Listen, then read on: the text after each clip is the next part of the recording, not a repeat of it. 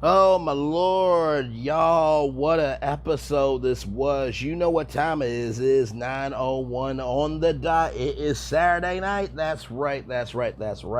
Welcome into Brainley's Virtual Tour Pit Stop. Everything on this channel is alleged, in my opinions, for entertainment purposes only. Once again, everything on this channel is alleged, in my opinions, for entertainment purposes only. Once again, everything on this channel is alleged, in my opinions, for entertainment purposes only. So glad to have all of you here. So now we get to Melody and Marsau. So Melody pulls up in her G-Wagon to a coffee shop, and Marsau pulls up as well. So Melody is coming to the conversation with positive energy. And so, Marsau, as how's everything going and all that type of stuff. And Melody asks the same thing. And Marsau says, I like the energy. And so Melody remembers her, her tea, her etiquette tea that she had, and she recognized that it was better to go down that path than the other path. And Marsau said that we're two intelligent adults. Well, I mean, intelligence is in the eye of the beholder, Marsau. I think more people think Melody's more intelligent than you are, but that's neither here nor there. And Marsau said, I think we are both intelligent, because at the end of the day, we wouldn't say anything without some reasoning behind it. So they got to the reasoning. And so, when it came to, the jab, or the shade rather, that Marsau made to Melody, he said that was a part of a bigger conversation. And he was saying how, what am I paying you for? I'm not paying you for your t-shirt business. And so what ended up happening was Melody, caught him up and said, you know me, and I do way more than t-shirts, right? I got 7th Avenue, I got property preservation, I sing, I'm an actress. She didn't give her a list of her resume, but it was weird to me, because at the end of the day, Marsau said, I don't have a high value of that business. I don't have a high value of e-commerce. And Melody just started laughing, because what I was thinking, Melody then said out loud, right? So she was saying that, well, if you don't have a high value of e-commerce business, then why are you in it? And Marsau said, to make money. So wait a minute. So you don't believe in e-commerce business, but yet you put chocolate in a bottle online, right? You don't believe in business, but yet you put t-shirts online, right? You don't believe in business, but you are putting on your website the greatest show on turf, right? For people to come out. So you don't believe in e-commerce, but yet you're using e-commerce. Usually most people who believe in their business usually are doing it because they see themselves connected to the business somehow. You know what I mean? So okay. I just found that statement really confusing. So you don't have a high value for e-commerce and what it does for the community, but yet you have an e-commerce business. Okay, Marsau. Okay, I just need to let that breathe for a minute. So then, Melody was adjusting her eyelash, and Marsau said, don't cry, Mel. I'm sorry, that's not what I tried to do. And I'm just like, the blackdacity and the black hypocrisy that you have to tell Mel not to cry when you thought that was your moment to jab in front of her was just, my lord, that was completely just out of line. But why are we surprised, though? This is who Marsau is, right? So, Melody said, nobody's crying over you. Even Tisha won't be crying when she leaves your lying, manipulative, actual social self.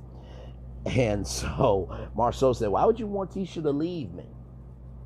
And, Melody was like, I'm not saying she is, but you're so afraid of me and her being a good place, and that she's being around me, that she'll have the strength to be able to leave you. And honestly, too, when it came to the jab of the t-shirt business, Marsau does a smirk when he is saying what he really wants to say. and it don't look good. It just don't ever go to Vegas. Don't be at no gambling tables with big gamblers, because if you put down $100,000 and you lose that, you try to avoid those gamblers. Gamblers have connections. Okay, I'm just gonna leave that there. So yeah, I just really thought that whole situation was just like, you really give no cares about what people think, how they feel, or how they're going to move after being in your presence.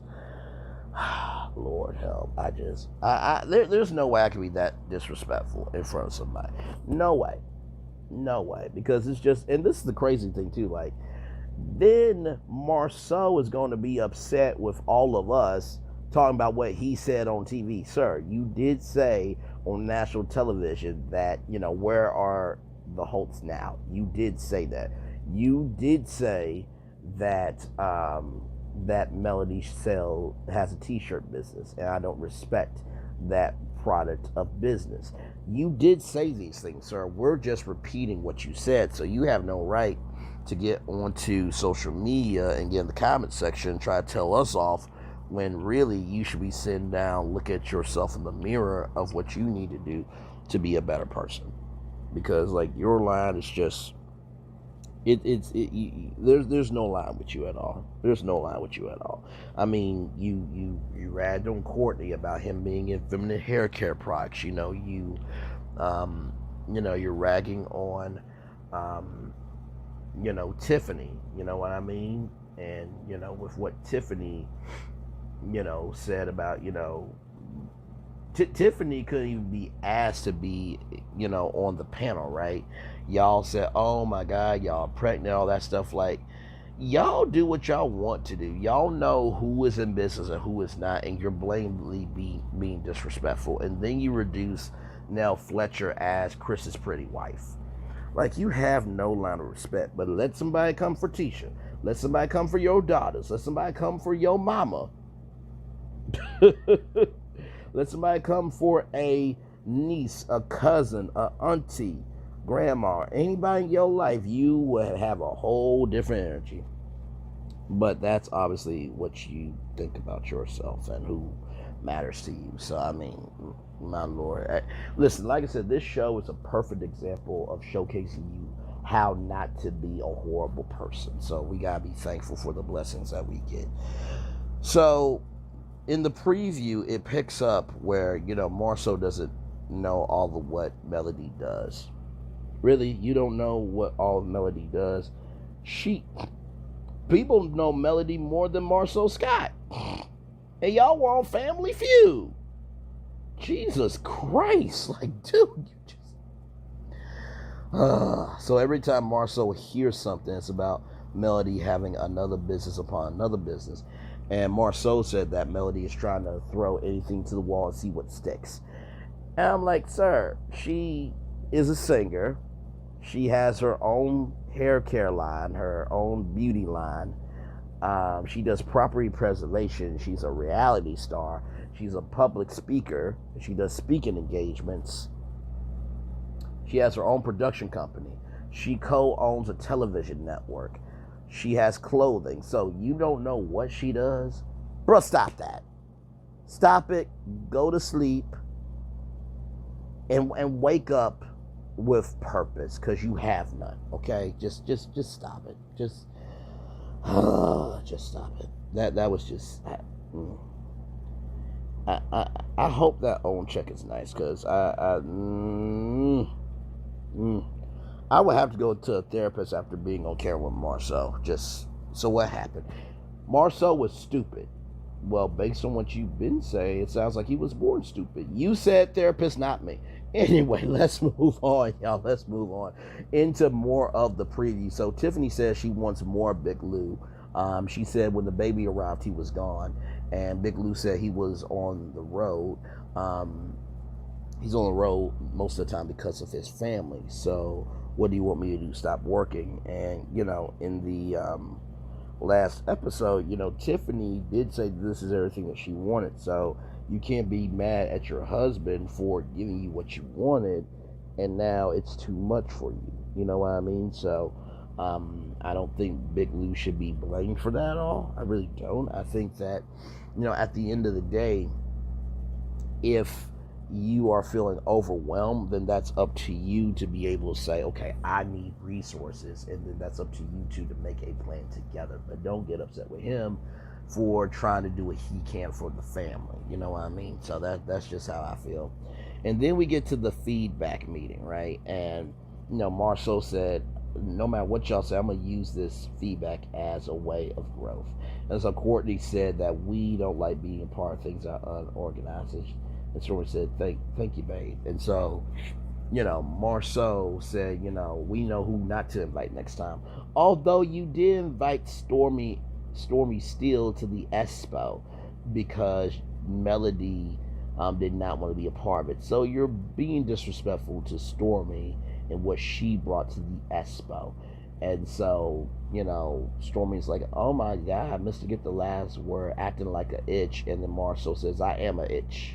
It's like, well, I mean, at least you said it out loud. I mean, we all know that. We all see that. And guess what? It's not what you're called by, but it's what you answer to. So I guess you must be an itch.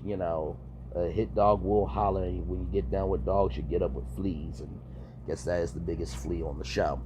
And then, Chris Fletcher tells Hotel that Marsau said, guess who owns Scout now? And Martell, for the 0.01% of intelligence that he has, did say something very valid. You can't rag on me and Melody, because what we did for y'all without befriending y'all, investing in y'all wouldn't be nothing now. So a lot going on in the next episode, and that is it for this. I hope you guys enjoyed tonight's episode of Love and Marriage Huntsville. So yeah, this has been another edition of Brainley's Virtual Tour Pit Stop. One love, much love, all love. Bye, bye, everybody.